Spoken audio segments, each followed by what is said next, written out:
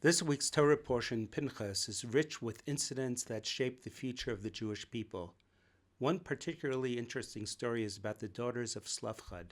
These noble women are a classic example of the love and dedication Jewish women have for the land of Israel. When the land was being divided among the tribes and women were being excluded, the women gathered together to consider the situation.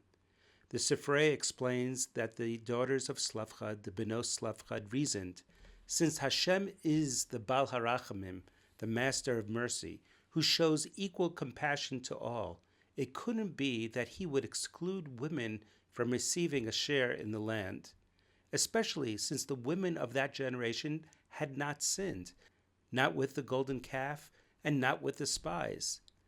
They approached Moshe, Elazar, and the leaders of the nation and publicly demanded their rightful portion of the land, since their father had passed away without any sons, only daughters.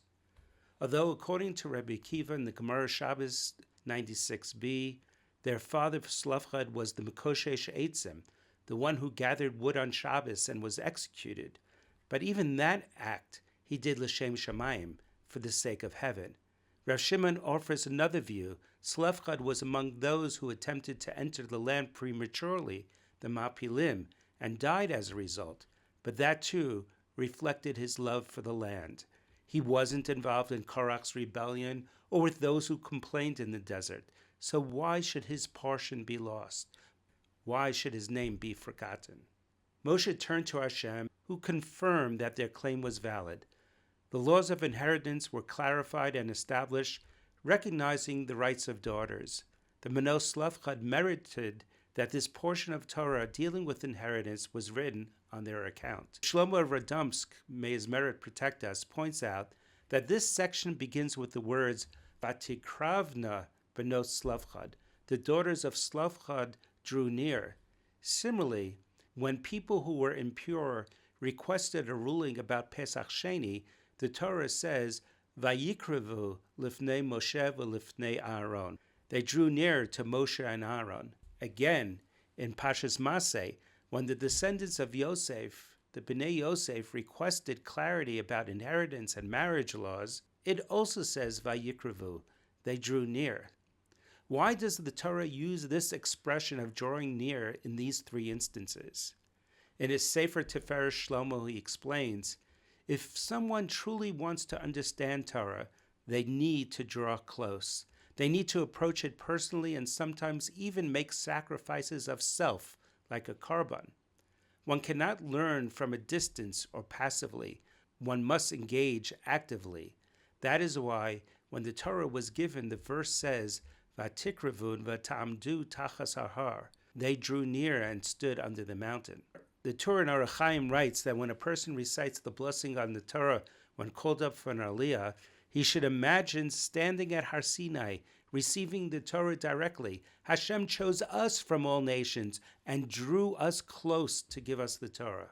Today's youth especially want to know, does Torah Judaism relate to everyday life? Does the Torah speak to their personal struggles? They wonder, is the Torah relevant? This is exactly what the daughters of Tzvi, the impure individuals requesting Pesach Sheni, and the descendants of Yosef were asking. What does Hashem say about us specifically? The message is clear. One cannot expect meaningful answers if they remain distant. If someone stands disconnected from Torah and Judaism, no answer will resonate. But if a person draws close, if they bind themselves to Torah, then Vayakrev Moshe es mishpatan lifnei Hashem. The answer becomes clear.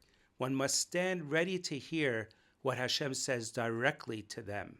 The Midrash quoted by Rashi states that when Moshe heard the request of the daughters of Tzvi, he thought, the time has come for me to ask for my own needs, that my children inherit my role as leader.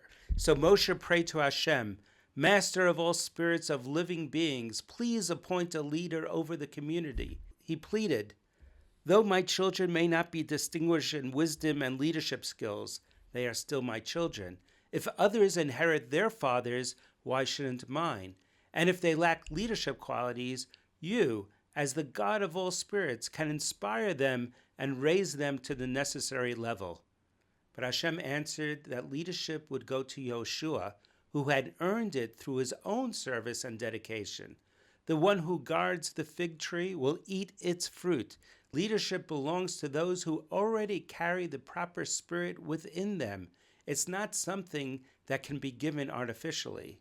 Hashem told Moshe, "V'nasata mihodcha alav," you should bestow from your glory upon him.